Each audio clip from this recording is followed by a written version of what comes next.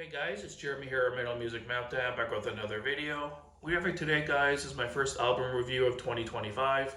And which better album to review than the latest offering from the Halo Effect supergroup out of Gothenburg, Sweden.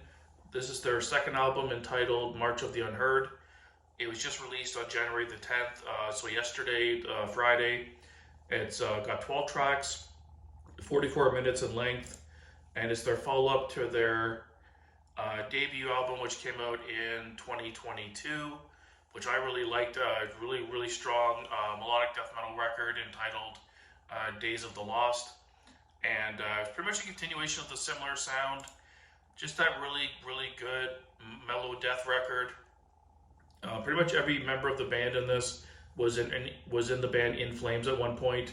So you really hear that early kind of In Flames sound. If you're a big fan of like Clayman or Oracle In Flames era, you'll really enjoy this band in general, and especially this album. The artwork is really cool. It's got that kind of green and teal kind of look to it. It's very unique looking and very similar to their debut album artworks, which I like. So it's very cohesive, and you can tell it's a Halo Effect artwork right away. And like I said, 12 tracks in total. The opening track, Inspired to Deceive, was a good example of how this album uses like synths and keyboards to really give the song space and room to breathe, and not just a constant blast beat. There's very spacey and cosmic kind of feel to it, but with the synths, and it's still heavy and aggressive and intense, but there's a good balance between the intensity within the guitar riffs and the guttural vocals from Michael Stahn, and then to balance it out, they throw in these like really beautiful guitar melodies and leads, and then the synths and the keyboards kind of lift the music, lift it out of the aggressiveness and give it a little bit more light feeling. So it's a perfect marriage between the intensity and the melody. Only 2 tracks have clean vocals. It was Between Direction and Forever Astray. Between Direction was probably one of my favorite songs on the album, just because those clean vocals really shone through in it. It's just a really atmospheric and darker sounding song as well. There's a lot of string work on this one and violins at the intro. They're really giving this kind of atmospheric, kind of darker feel, which I really enjoyed. There's 2 instrumentals on this album. The 6th track, The Curse of Silence, really cool sound to it. I'm not usually a big fan of interludes and like instrumentals and stuff in the middle of albums, but this one was placed really well, I think, on the album.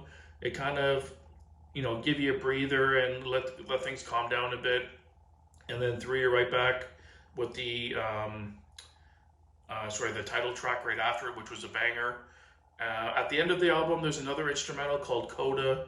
It's just under 4 minutes long. Really cool acoustic-y sounding song with a lot of strings, creating kind of a cinematic feel.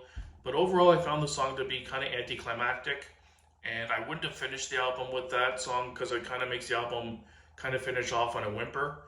What I would have done personally is either take that out completely and end the album with The Burning Point, or put Coda right before Burning Point and shrink it down to 2 minutes and have it lead into the Burning Point.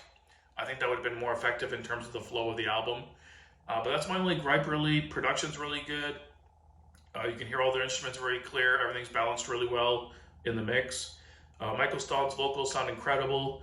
His harsh vocals are intense, and they add to the intensity death part, metal part of it. But his vocals are never to the point where they're, death metal growls to the point where you can't understand what he's saying. You can always perfectly make out what he's saying. And I wish he would have included a little bit more clean vocals, maybe on 1 or 2 more tracks. But maybe they purposely limited it to 1 or 2, just to have it maybe have a more impact. But overall, his vocals sound amazing. The guitar work's really good. Jesper's leads are just beautiful and add a lot of melody to the songs. What We Become had a really crunchy riff in it, which was really nice. Detonate, the second song, again, started off with this really slow intro, and then those guitar riffs just pound in, super heavy and aggressive, and really good stuff. No, I wouldn't say there's any weak tracks on the album. There's not one track I really disliked. Just Coda at the end, I really thought that was a cool song. instrumental, but I just didn't like the placement of it. I found it could have been arranged a little bit differently. But no weak songs on the album. All really good stuff. I like their use of strings on a couple of the songs to kind of give that cinematic feel and kind of lift the song up, and make it sound more grandiose, but not overwhelming, where it's kind of drowning out the other aspects of the song. Of my favorite standout tracks would be, let me see, the title track is killer. Between Directions is probably my favorite song on the album. I love the clean vocals on that one and the overall vibe. It's really kind of dark and kind of moody and atmospheric. Really cool use of synths and string work on that one. I also really like Our Channel to the Darkness. Had a really cool kind of feel to it. All the songs are 3 or 4 minutes long, so that nothing overstays its welcome. They're in and out and do what they got to do. And the album goes by pretty quickly. Yeah, really dig this album. Really strong start to 2025.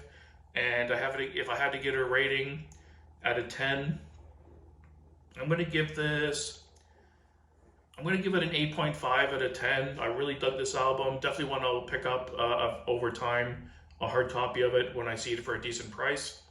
And yeah, just a great start to 2025. There's already like 25 albums that I really want to review. I'm looking at the schedule of the releases coming out. Most weeks there's at least one album I want to check out and review for the channel, but there's some weeks where there's at least 2 or 3. It's going to be a crazy year for metal again, guys. There's just so many great albums coming out the next couple months. Also today or yesterday, the new Tremonti album was released, so I'm hoping to have a review up for that one maybe tomorrow. So stay tuned for that.